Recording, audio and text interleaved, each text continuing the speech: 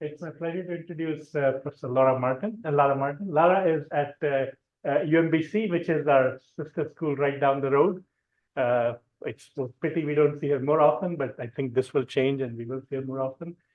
I met her the first time back when she was still at Carnegie Mellon in the LPI. But after that, she went to Georgia Tech, got her. Paula, are you thinking that's where you met her? Because Paula used to be at CMU as well. Yeah. And also Georgia Tech. Yeah, oh, hey, Rino, I was filling in for you, but if you're ready, why don't you take over? Come on. Okay, so you don't get the fake introducer, you get the real one. I was just going to say some funny things and then say the CI fellow is a big deal, but Rino Yeah, hello everyone. I'm happy to introduce Laura Martin, professor at UMBC. We overlapped a bit at the University of Pennsylvania. She was a postdoc. I was a PhD student under Chris Kalsenberg. She's done a lot of work in story generation and speech and all sorts of things. And now she's trying to get back into speech a little bit more. Sorry, I didn't know I was introducing you, but yeah, I'm very excited to hear what she has to say. Great. Thank you so much. Thank you. I'm very excited to be here. Yeah, I'm making the circuit, trying to get acquainted with the schools around here because I just started at UMBC in the fall. So yeah, I revisited UMD, so now it's Johns Hopkins turn. Yeah, so today I am going to talk about neurosymbolic AI, and I feel free to interrupt me if you want, if that's the way these things normally go. You can ask me questions, or you can just save them for the end. And I'm flexible. All right. Let's make this smaller again. Forget how to do that. Oh, well. Okay, there. All right. So let's just to get it out of the way. Let's talk about what's on everyone's mind. ChatGPT. We're all at this point. We're starting to get a little used to it now, at least in the NLP community. But we still had a bit of a shakeup, I'd say. We've been getting these news reports about Google freaking out about it. It's smarter than us, taking these exams. It's stealing our jobs and writing our laws. And people are now using it to cheat in classes.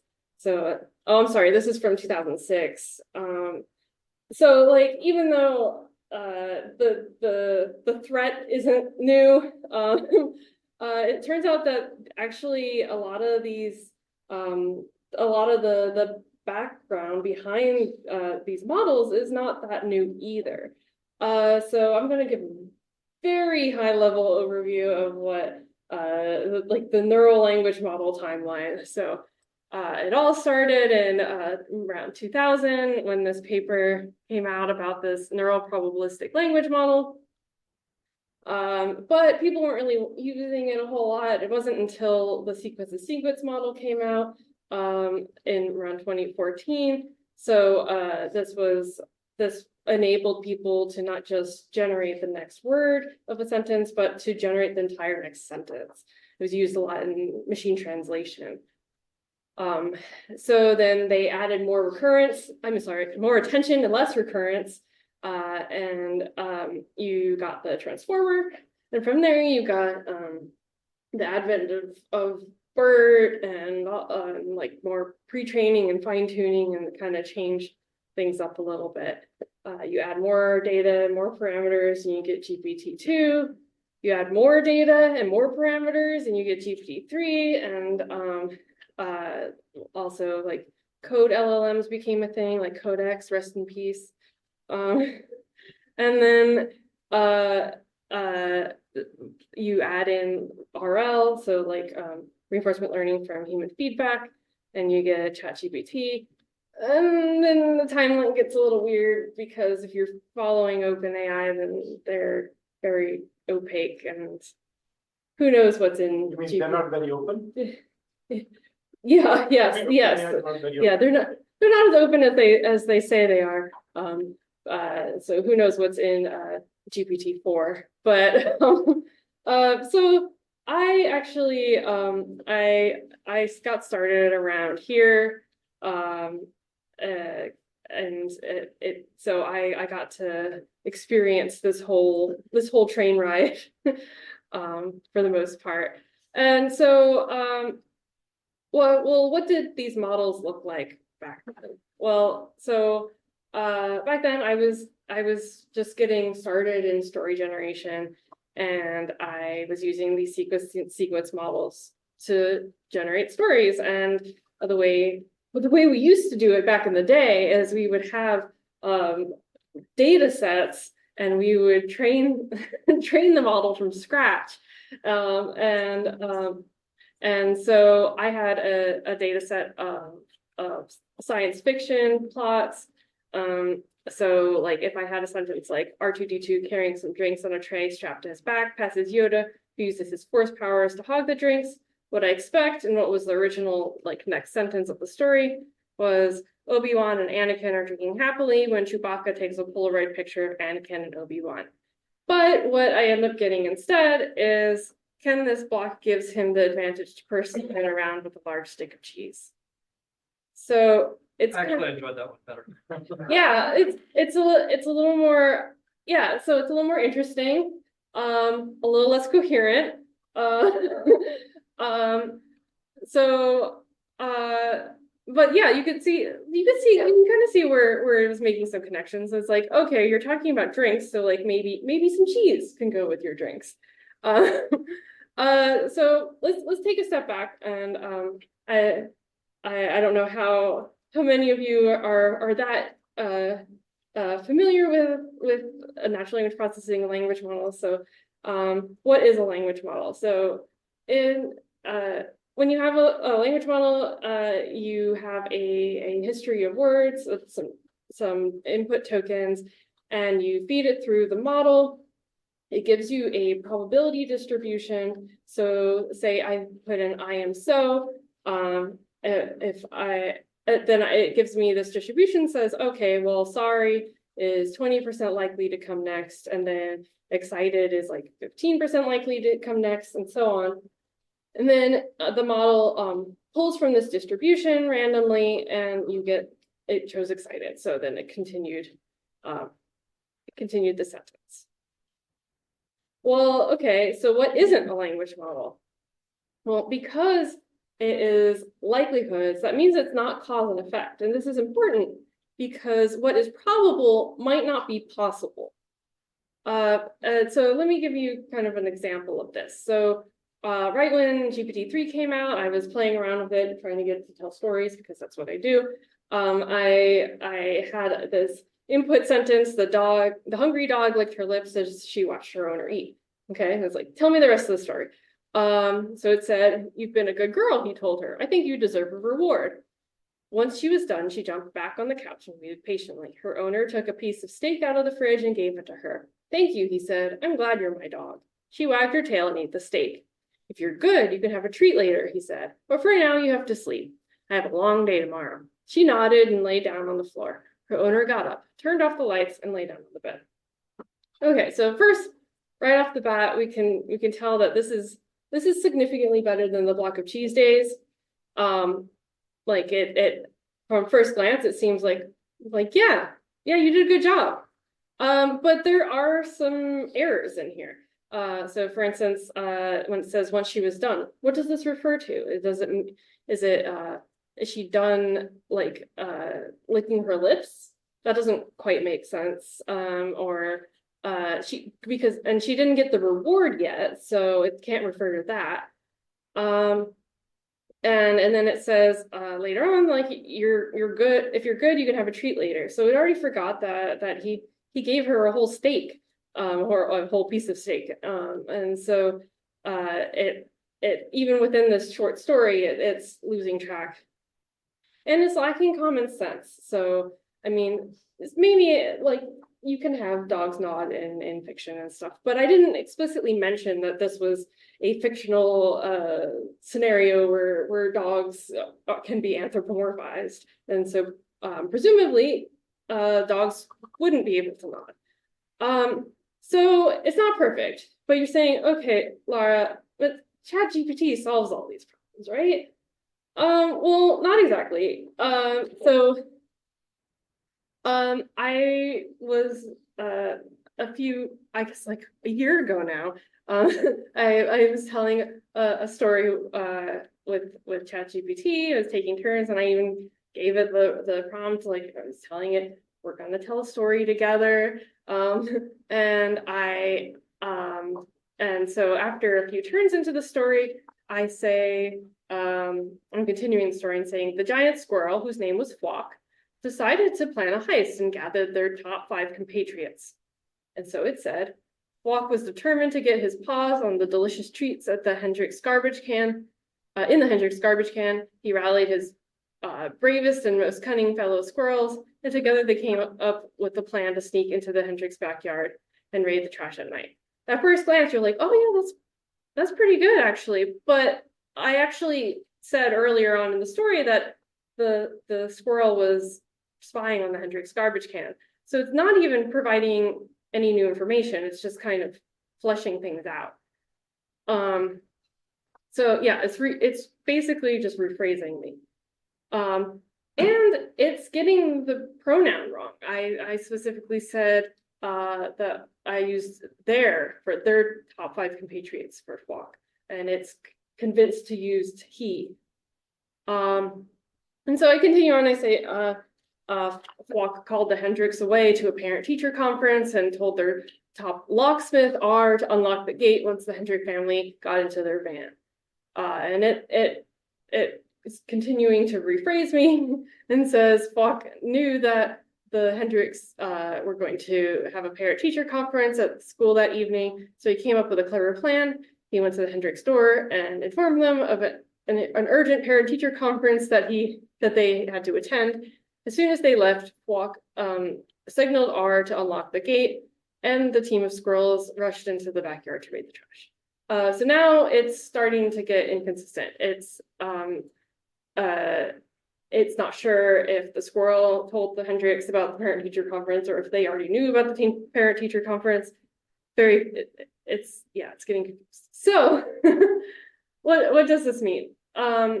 Well, as I've seen these language models progress over time, this kind of gave me a different perspective of language models.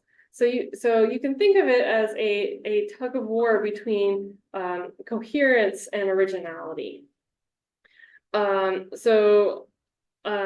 Where you can even have there's even an explicit knob for this in your GPT models called temperature. So if you have the temperature down lower. So I asked, does it always rain on Tuesdays? It said, no, it does not always rain on Tuesdays. But if I crank the temperature up, it gets wackier, and it says, no, Wednesdays are the normal precipitation day. However, Tuesday can occasionally experience light rain or even a thunderstorm. But do we actually need this trade-off between coherence and originality? So I say that we don't. And I think a great place to start is with storytelling, because we need both coherent and original text there. And so what would it mean if computers could tell stories? They would be able to entertain us, like say, tell us a spooky story about the Jersey Devil. They could plan with us. So like with Bing's new model, which I guess is just GPT at this point. If we ask a question in when we're doing a search, like, will this IKEA clip-in love seat fit into my 2019 Honda Odyssey if I fold the seats down? It could tell you a story about how you can adjust your car to fit things in. It can teach us. So if I say with like Google Bard, they asked, I want to buy a new car for my family, what should I consider? And it steps you through what you would need to consider to buy this new car. It could prepare us. So how do I ask this guy out? Or even support us. So like I just broke up with my boyfriend. So stories are very enriched in our day-to-day lives. So for the rest of the talk, I'm going to first talk about some of my earlier work where I was still working with recurrent neural networks. They kind of show where my thinking was at. And where things were at the time. And then I'll bring it more into more recent work to talk about story understanding and using creating AI to play Dungeons and Dragons. And then I'll kind of give some glimpses into some of the stuff that I've been getting into most recently. So first, events.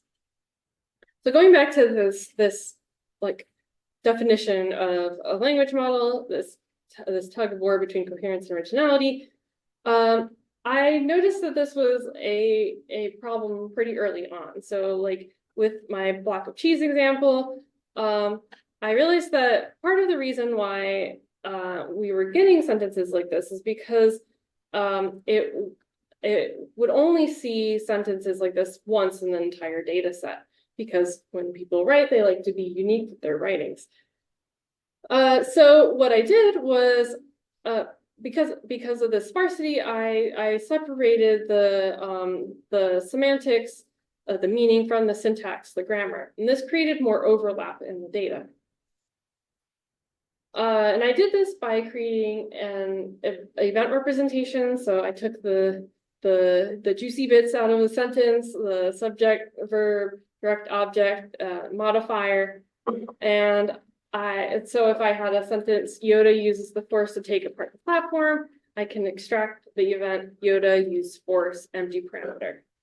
And then I took this step further, and I abstracted things away to get things even more general and have even more overlap in the data. So I did like named entity recognition. I numbered them, and so like Yoda would become person 0.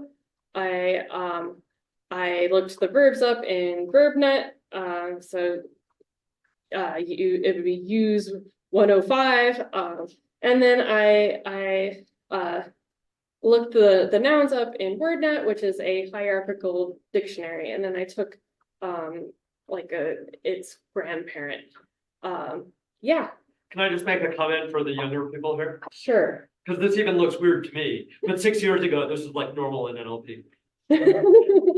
Right. Yeah, it's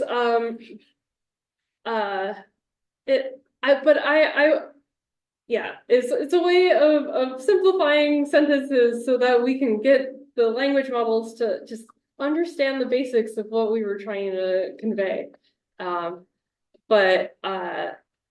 But you'll see throughout my talk that I keep on bringing up this like structure, which I think is still an important thing. So this made things very convoluted, and I had a whole pipeline of modules. So I would have a sentence such as John unwittingly unleashes an insidious pox. I would eventify it and extract this event, so it become John unleash pox empty parameter, or person 0 disassemble contagious disease when I like abstract it or generalize it. And then I had an event to event module, which was a sequence to sequence recurrent neural network, and it would generate the next event in the story. So here it generated male spatial configuration empty parameter adopt, and then it would continue just looping until you're like, that's enough story, cut it off. So what we saw was that these events made the neural networks less surprised about what was coming next. So perplexity is a measurement of how surprised it is by new data that you give it. And so yeah, the more generalized we got it, even the less surprised it was. And then you could take this event and we have to start translating it back into a sentence, this new event. So I had another recurrent neural network translate these events into generalized sentences. So I kept them generalized. So this would become male crumples and is about to be sheep. Well, why did we keep the sentences generalized? So the idea was that, like, say you have a corpus of cat stories, as one does, and you train your event to event module on the generalized events. Well, now it has generated this event, carnivore eat animal tissue. Well, because it's generalized, it makes things extra flexible. So we can actually use this in other stories as well. So we can translate this into the sentence, the dog ate the bone. So we switch animals here. And also the generalization tended to help the generation of these sentences as well. So not only did it lower the perplexity, which is a good thing, but it also had a bit higher of blue scores. And so blue is usually used for machine translation to see if your translation is right. And so thinking of this as like more of a direct translation task, this seems like a good metric. So once we had our generalized sentences, we then have to fill it with something. So we had like a memory module that would keep track of the tags as the story went along. So it would remember person 0 is John, and it would fill in the slots. So you would get your finished sentence. He crumples and is about to be husk, which was pretty good at the time. So to summarize that project, writers like to be unique with their writings, and it makes it hard for machine learning to see these patterns. And so I created an event representation to aid in the pattern finding, but this created a giant system that still likes to ramble. So how do we prevent it from rambling? Well, we took a look at plot progression. So normally when you're telling a story, you have a series of major plot points. So if you're telling like a romance story, first the characters meet, and then there's maybe like unrequited love, but then they start to admire each other, but then there's a terrible discovery, and then they have an understanding and they get married. So the question is, how can we get this language model to reach like one of these plot points? So focusing in on the event to event model, starting there, we fine-tuned it using a reinforced algorithm, which is like deep reinforcement learning. And we were trying to see, okay, is it heading towards our goal? So here our goal is a particular verb like marry. Is it starting to head towards our goal of marry? And based off of that reward signal, we would back propagate it and keep training till it learned how to reach that goal. So what was this reward signal? It was a mixture of verb distance, so how far away is this verb from our goal verb? So the closer the distance, the higher reward. And how often does this verb appear before our goal verb, regardless of how far away it is in our like training data. So if it appears frequently before the goal, then it gets a higher reward. When they were multiplied together, then you get your final reward. So what we saw was that as we were hoping for, at least, that it was achieving or reaching the goal way more often, like in the 90-something% of the time. Whereas if we just didn't fine tune it like this, it would only reach it 35-40% of the time. And it also lowered the perplexity, which was interesting. So fine tuning it a bit like this helped it learn a little more about the data, even though we were kind of tweaking the way that the data was presented. And then the stories weren't, the story length wasn't affected too much.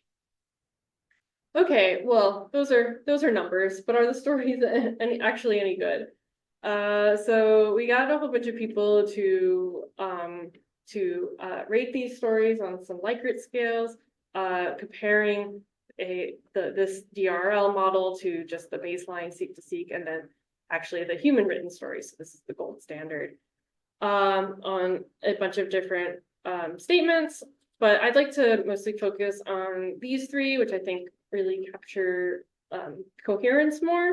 So do the stories events occur in a plausible order? The stories sentences make sense given the sentences before and after them, and the story follows a single plot. So we were really paying attention to these three. And what we saw, well, across the board is that the DRL behaved about the same as the seek-to-seek baseline, but in terms of plausible ordering and seeming like a single plot, it actually did significantly better than the baseline. So even when the generation is as rocky as it was back then, people were still able to distinguish and notice that these stories were a little more cohesive than just a regular seek-to-seek. All right, so we created a way to fine-tune this event generator to behave as RL, which kept this recurrent neural network on track. And this made for more consistent plot-driven generation. Okay, coming back to the future. So this was all before the era of like fine-tuning these pre-existing models. And it was challenging to even get these models to produce grammatical sentences, as you saw. So obviously these large language models are significantly better than these seek-to-seek models. But how much do they actually understand stories? So I kind of switched over to be like, okay, well, you think you know stories? Show me. So we actually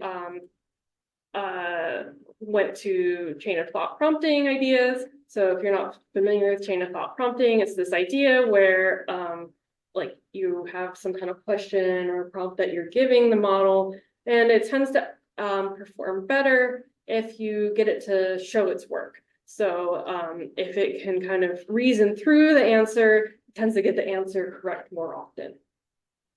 So what we were curious about is how can we use this chain of thought prompting for story understanding? And so we were looking at code-based large language models and encoding stories into like a code structured representation. So we would have these we were working with very basic stories, but we had like a story like this, like Amy's laptop is in the library, Amy is carrying her laptop, Amy goes to the dorm, then Amy goes to the cafeteria. And so you think, well, this is really simple, like the model's going to do fine. Well, actually, a lot of times if you just ask it, okay, well, where is Amy's laptop? It might get it wrong. It would get it wrong every now and then. So what we did was we had this prompting representation where we would get it to change the story into code, and then we would pass this to GPT to ask the same question, and it would actually get it right more often. So we had 3 different versions that we were checking out. We had just comments like here is every single line of the story, and each line had its own kind of translation into code. We also tried giving it specific functions. So this is the Mary went back to the garden function. And so given the names of these functions, it had to define them. And then we also tried more abstract functions. So kind of like lower level actions that can be combined to to create more detailed events. So having like Mary move to the bathroom would include the character Mary going somewhere. So had this go function. And we would predefine these functions, and then it just had to use them. So we tested on 2 different tasks. One was just tracking where objects were that the characters carry. And what we saw was that with the exception of this dual system from Nye et al., all of our models did better than the other baselines. But what's interesting is that this dual system and our abstract system performed about the same, but our abstract system was only 1 shot, so they had 10 examples that they gave their model. And also ours was a lot less hand-coded. So we had fewer like predefined concepts that we gave the model before it could solve it, and it did just as well. So it was pretty interesting. And we also tried it on another task called Re-Cubed, which is looking at inconsistencies in stories. So it would have these premises, and they would generate a story from the premise. And then they also generated a story from a premise that had a contradiction. So then they would have contradictory stories. And it would look like this. So if you had a premise and you compared it to the story, maybe you would have some facts that contradict each other. And so that would tell you that it was generated from the other premise.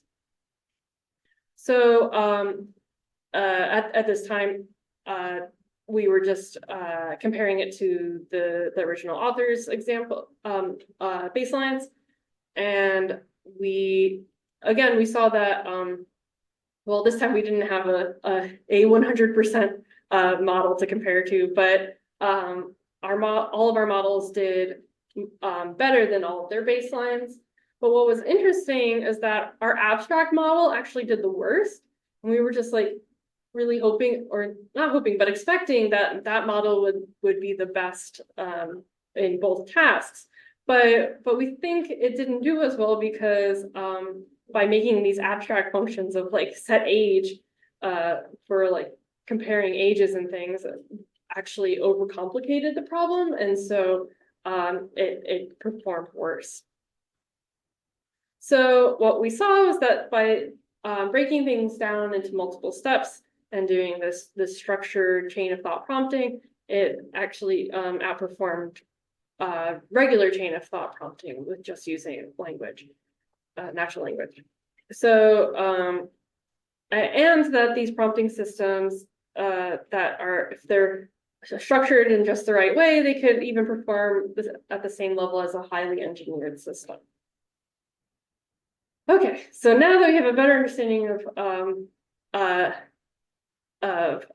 what a large language model can understand, can we actually get it to manipulate its output? So I've been focusing on my lifetime goal of creating an AI Dungeons and Dragons like dungeon master. So I have a few different papers about this. First, let me tell you what D&D is. Well, it is a fantasy tabletop role-playing game where you have a dungeon master, so a specific player who kind of checks the rules of the game and organizes the story world, and then other players who control individual characters. But it's also planning and acting through dialogue and collaborating to tell a story. And so this is a really interesting space because it's a constrained way of doing story generation, or even for humans to generate stories. But also I'm a little biased because I've been saying that this is a challenge for a while. But I think that there's some merit to it because there are like some really hard problems that we haven't solved in AI yet that are in Dungeons and Dragons. So this first one is still really hard as a game issue, but even if our language models can kind of deal with novel sentences, actually understanding what the actions behind those sentences are is still a largely unsolved problem. And then once people do these actions, there are unexpected consequences. So the agent would have to adapt to the situation. It's also a dynamic and continuous world. So normally computer scientists like their discrete states in their worlds, and it's a lot more fluid than that. And part of this is because it's a distributed world. So what my image of the game world might be slightly different from your image of the game world, but we have to reconcile this somehow in order to play the game together. And then there's also an intrinsic reward. So if you've ever played D&D, you might notice that people don't always want to do actions that progress the story. So there might be there's lots of stories of teams of players adopting non-player characters into their party, and so there's a lot of things that players can get enjoyment out of that don't necessarily lead to like winning. So some of the things that I've been looking at in this space are looking at it as a dialogue challenge. So we had a kind of loose state information that we passed to condition large language models. Here's an example from the Venture Zone, if you're familiar with that podcast. But we would condition it with different characters, and it would behave as those different characters. We also, one of my colleagues had created a Discord bot that helps people play Dungeons and Dragons on Discord, and that the bot has some commands that you can give it, and it can develop a structured representation of the game state. And so we use this. We gave it to a bunch of people on Discord to play around with, and recorded their data, and we turned it into a problem of using this structured representation and maybe like some history of the utterances that people were saying to either like generate the commands for the system or to generate the appropriate narration, so that we could go back and forth between these two modalities. And then most recently, I've been looking at just using rule books to prompt these large language models in order to act as like a helper for dungeon masters. So yeah. So I'm trying to make sure I understand the setup here. Could you go back for a second to the previous slide? Oh, yeah.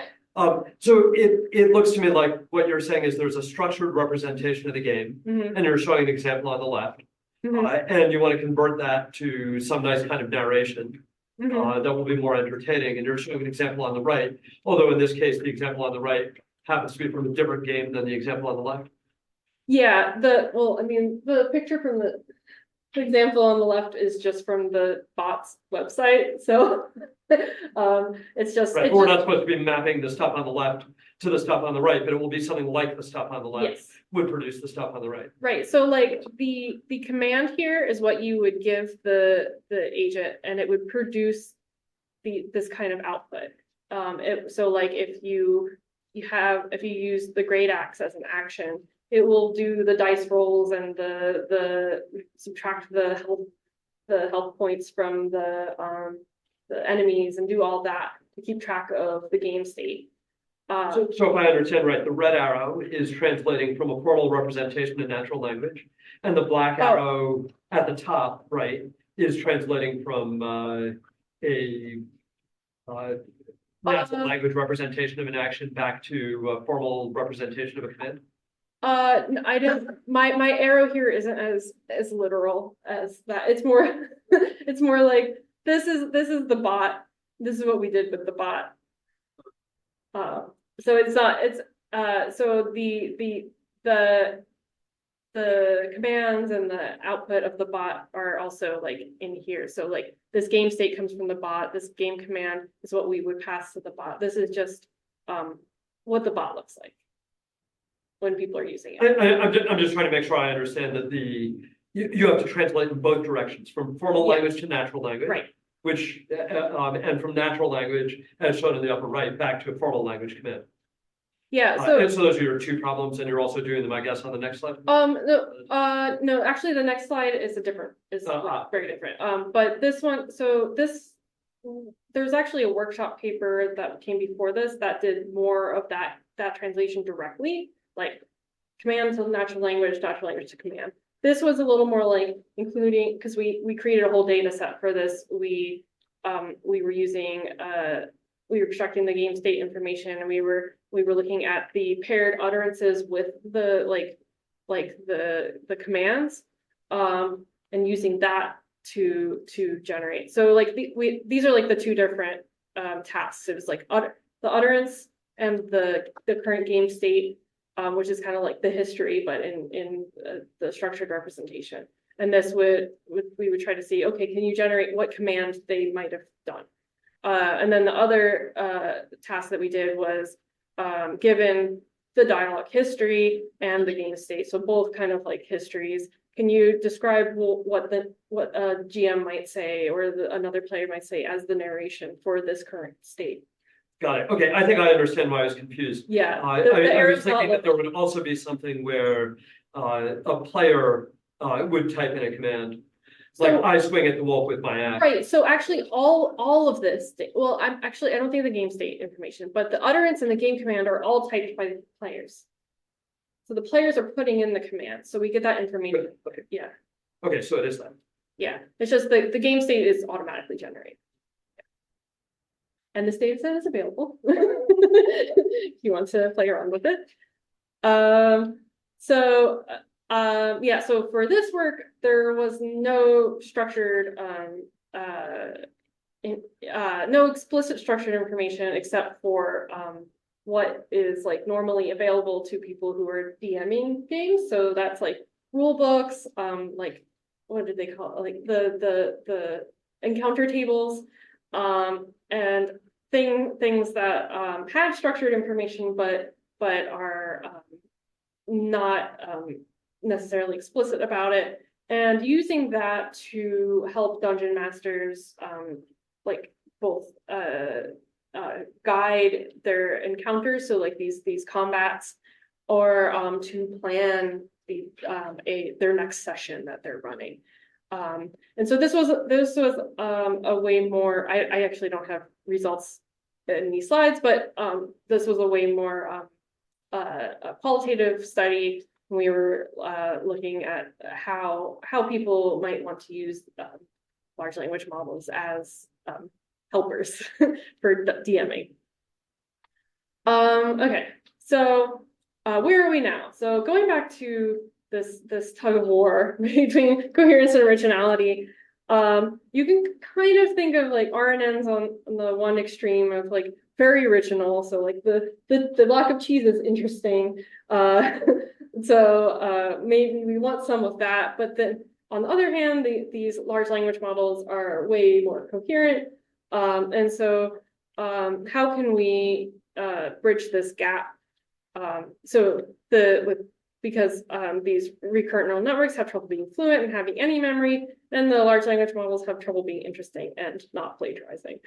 So I'd say because they're both statistical models, they both have trouble writing a good story, remembering details, and being controllable so I believe this is where this symbolic structure needs to be. This will be the extra sauce on top of these models that will help us get over these problems.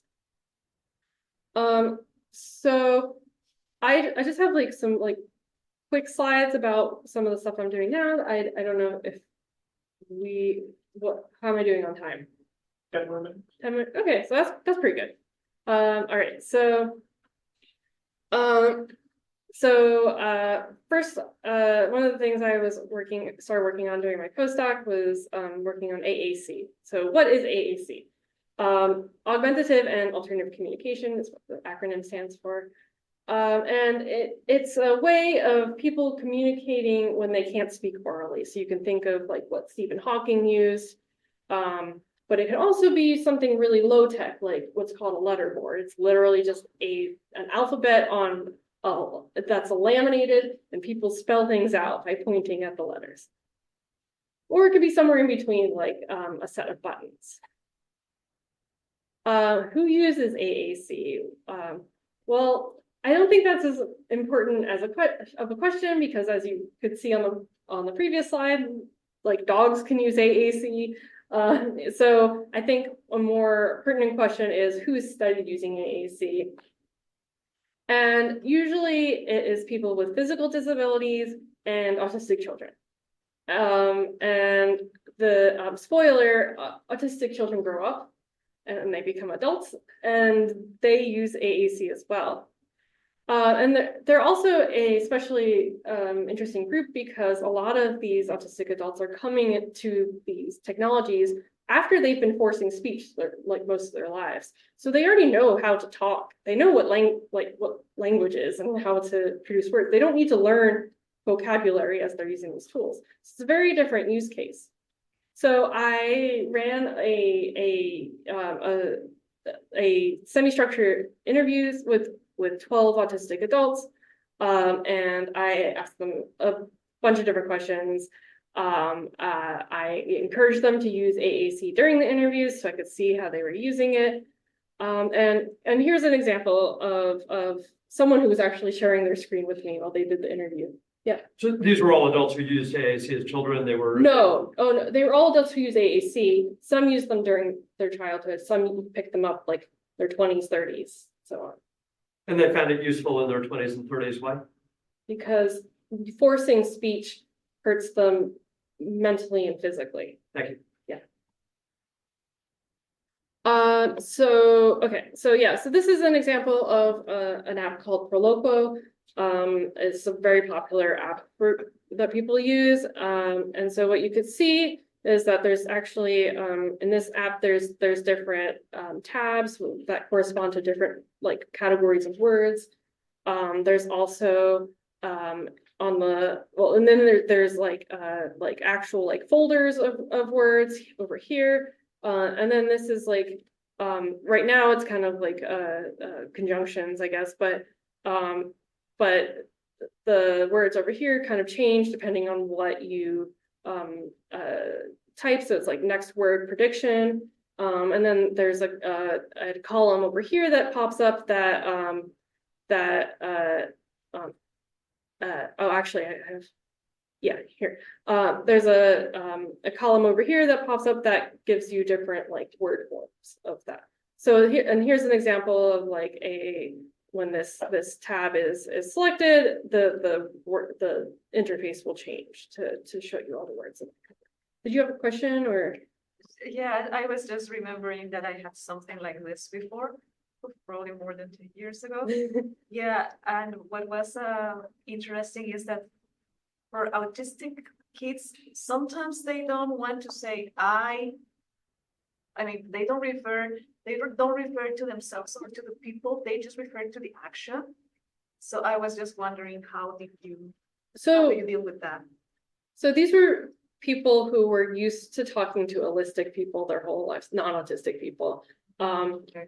And so they've learned allistic speech patterns, but I actually, in the process of this work, I talked to someone who researches autistic speech patterns and helps people kind of reconcile how to communicate with each other. So yeah, it's hardly anyone's working on that, but it is really interesting. So yeah, so then they select a button here, and it go away. It pops up here. So this is the sentence that they're constructing.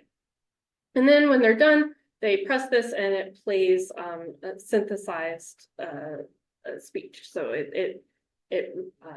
this whole app is essentially like their voice. There's also, in this particular app, there's also like extra tools where you can type in a word if it's not in your buttons, or you can look for a word if you know it's in your buttons, but you don't remember where it was. Or this one even has a fancy tool where you can actually just write the word, and I guess it does OCR and puts it in the list. So here's a video of someone using it in real time. I tried to like highlight things, show you what they were clicking on, and at one point like I pause it. So hopefully you can follow along.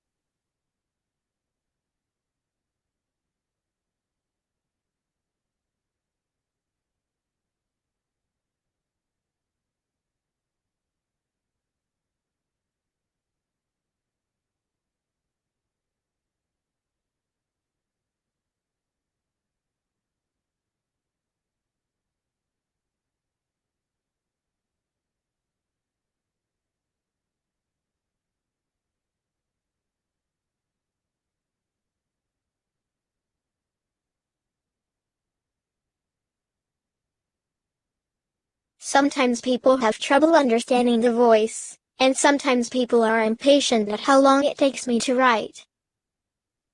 All right, and so as you can see, so this person was a little newer to it, but even the people who have been using these tools for a while, it takes them a long time to draft a sentence, and so their concern about people being impatient was a really common one.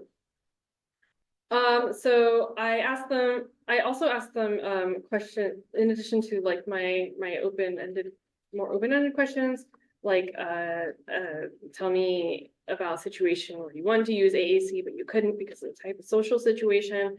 I also gave them I'm jumping ahead, I'm sorry. So I asked them these open-ended questions, and I did a thematic analysis.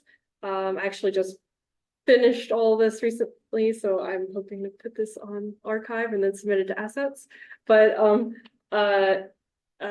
so some of the big themes that I saw were that people were experiencing a difference between using these symbol-based AACs, like I showed in the video, and also text-based AACs. So like you can imagine more like using like swipe to like write out sentences and things. And so even though the symbol-based AAC was slower, people found that useful because it actually kind of slowed down their thoughts so they can come together and come up with a coherent thought. There were people complaining about times when they were actually prevented from using AAC because of social situations, being like talked over, having their tablet taken from them, especially like in hospitals. So there's this theme of speed. People, their communication partner will forget what they're responding to. There was also issues of price or operating systems. So there would be certain apps that would only be for iProducts, and they would be really expensive, both to buy an iPad and then to buy the app. And so a lot of time, so sometimes these people would get gifts of the app, or they would wait for a sale.